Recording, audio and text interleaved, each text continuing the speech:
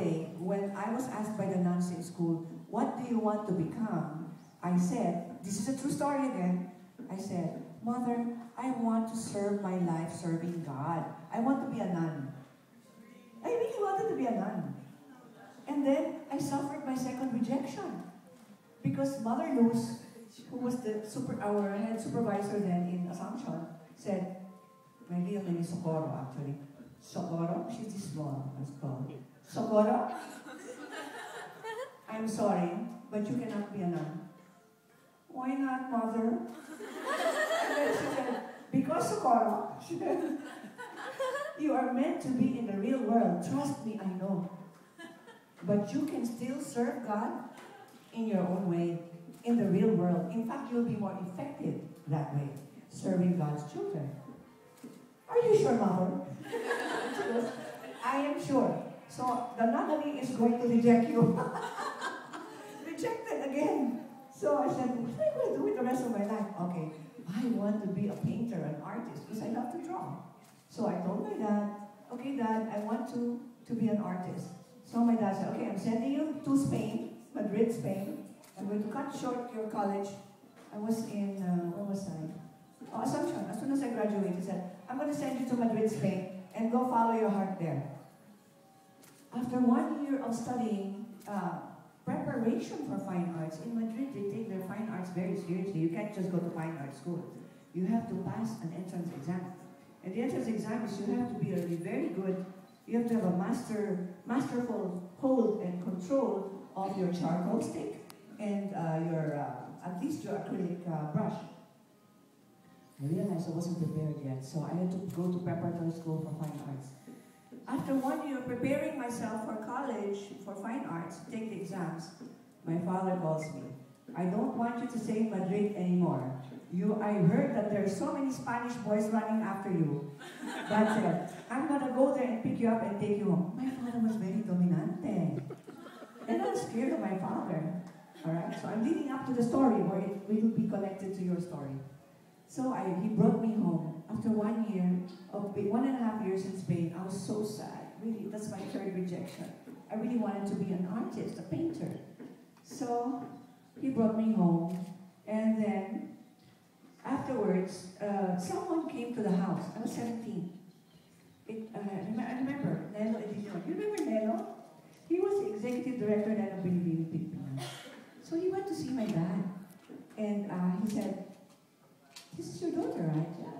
I want to get to know her better because I'd like to invite her to join Binibini Pilipinas.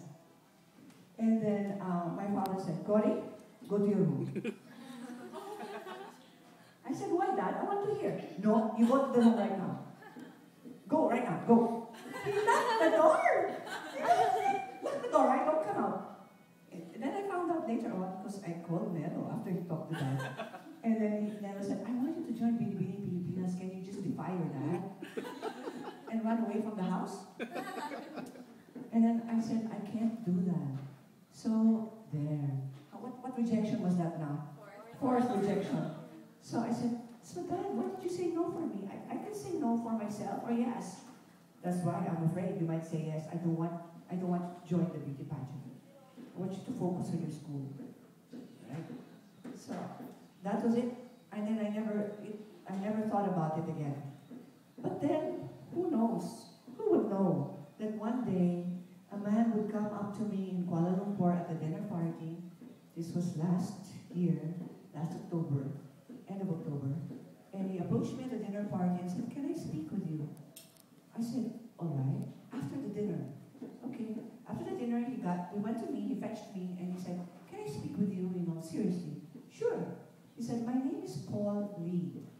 I'm a good friend of Julia Morley, the president of Miss World. Are you familiar with Miss World? Yes, I know Miss World. I said, that's being managed by Stella Araneta. She's my friend. And then he said, oh good, you're friends. That's even better. I said, why? Because we want to give you the franchise. And then I said, oh, I've never handled a beauty pageant before.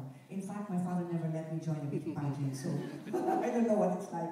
But I do watch the pageants, and I always win, with my scoring, yeah, judging. I'm the silent judge. And then, but I would judge a lot of beauty pageants in the Philippines. And he said, good. We want you to have the franchise. And then I said, how are you with Binibining Pilipinas? He said, oh, don't worry, things are good between Binibining Pilipinas and Miss World. And they've already been informed that Miss World is no longer going to renew the franchise with them. I said, how long do I have the franchise? And then he said, 1 year. We'll see how well you do. I said, all right, I take up the challenge. But hold on, he said, can I think about it first? And then he goes, all right, how much time do I have to think about it? He said, 5 minutes. 5 minutes. So I closed my eyes. I said a prayer. God, yes or no, yes or no, yes or no. And then it was a resounding yes. God said yes. So now that's why you're here today. I took up the challenge. And we are so blessed. We are really so blessed because Julia Morley came here to the Philippines in January together with Miss World, Alexandria Mills. She's only 17 years old, by the way. But very mature. I was so impressed with her maturity and her grace, her poise. And she brought Alexandria Mills, the reigning Miss World, 2010, and then her first princess, who is Emma Warriors. She's Miss Botswana, beautiful woman. But I understood why both made it, because one, they were very graceful, very graceful. Two, very poised. Three, perfect ladies. Well, I didn't watch the pageant, so I don't know how well they did in the Q&A, but then, of course, we know the results. But I could see already what kind of title holder Miss World really wants. All right? I saw it for myself. So I asked Julia, give me a tip. What do you want me to do as your franchise holder? I only want one thing to happen for me. The only tip that I will ever give you is to take good care of our girls. She said our, not your. Our girls. Take good care of them. Respect them, honor them, pamper them, because they are all your jewels. And, she said, because I love the Philippines so much. By the way, Miss World, the title, was held here in the Philippines for 20 years. Julia Morley never visited the Philippines for 20 years. Until this year, when she turned over the license to me. So, to me, that's already a sign from heaven that Julia is watching very closely the Philippines. She's looking at the Philippines for our future Miss World. This is my discernment. Okay, that's my discernment. Because Julia told me, when I go to the Philippines, the first thing I want to do is meet underprivileged children and marginalized women. And then I said, how many do you want to meet? We have so many. And how much time are you going to give me to tour you around the city? This is your first visit. She said, I only have 2.5 days. So I compressed her visit to Hospital ng Makati. She wanted to see the pool, all right? I'm going to give her shock value. So she went to Hospital ng Makati and then to PGH and then finally to Tuloy, Street Children Village. Well, let me tell you, Julia Morley was in tears. She shed more tears and also Miss World shed more tears than all of you put together when the children blessed them. And then after leaving Tuloy and seeing what she had seen in the hospital, in fact, a newly born baby died on us in PGH, in front of Miss World. The baby died in front of her. And she went to Julia and said, Julia, mommy, Julia. She goes, the baby died in front of me. And then Julia goes, now, Alexandria, the crown is on your head. You're Miss World. You will see misery all over the world. You have to take this with grace. But her tears were really rolling down her cheeks. All right, I will accept the tears. But learn to know that a lot of people are suffering in this world. And this is your role now to be a model and to bring people together to help these people. So Julia in action. And so, when leaving PGH, Julia said, in the car, I don't know why I never visited the Philippines for 20 years. Now I know why. I have to arrive at this time in my life. The Philippines is very close to my heart, Cory. I have to confess. Don't tell her I told you. Alright? Philippines is very close to my heart. I'm going to be watching the Philippines very closely. And I want to visit the Philippines more often. And I'm going to be here for your pageant.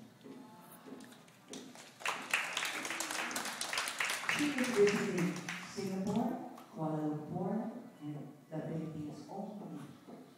The three countries she's watching very closely. But I know in my heart, the Philippines is closer to her heart. I know that. Okay? So, that's why I'm telling you, on pageant night, Julia is watching. It's no longer Miss World Philippines that's watching. It is Miss World. So Julia is watching.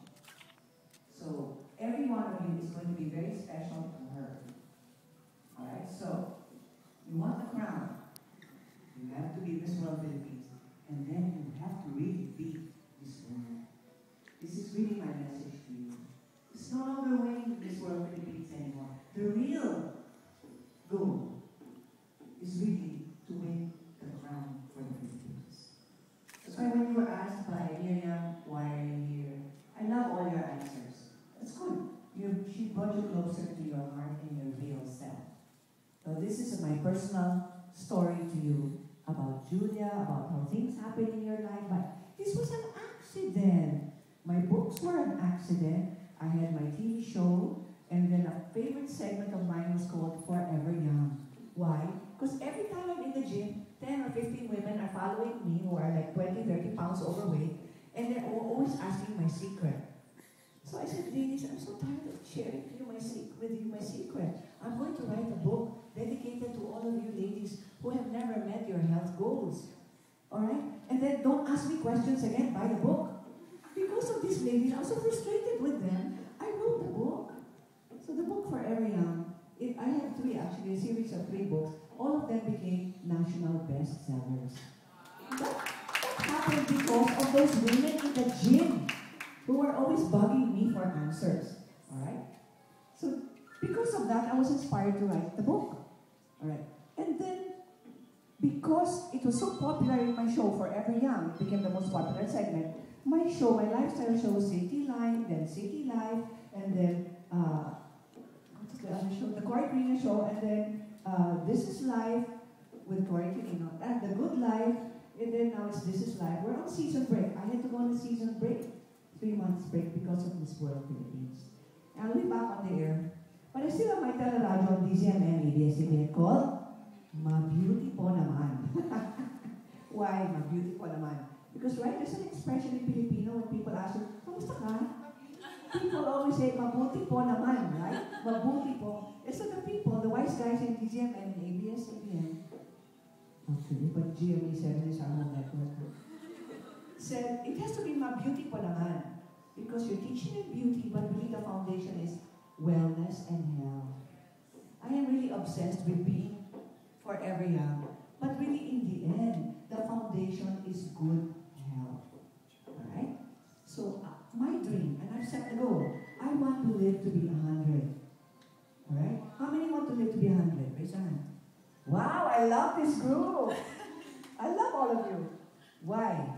People ask me when I say, I speak before a lot of people, big groups, associations, clubs, everywhere. And I always ask them, how many want to live to be 100? And then, only 2 or 3 will raise their hands. And they go, oh wait, on one exception, one qualification. What? And still have the body of Madonna. Wow. And then everybody raises their hands, because Madonna is my idol. Right? So everyone raises their hands. But the truth is, the fountain of youth is really inside your heart. Yes. So Deepak Chopra, how many have heard the name Deepak Chopra? Okay, very good. Deepak Chopra is really a wellness guru in the United States, but he has swept the world with his message. And in his message, in one of the books, which is really one of my Bibles, is Ageless Body, Timeless Mind. Listen to that. Ageless Body, Timeless Mind.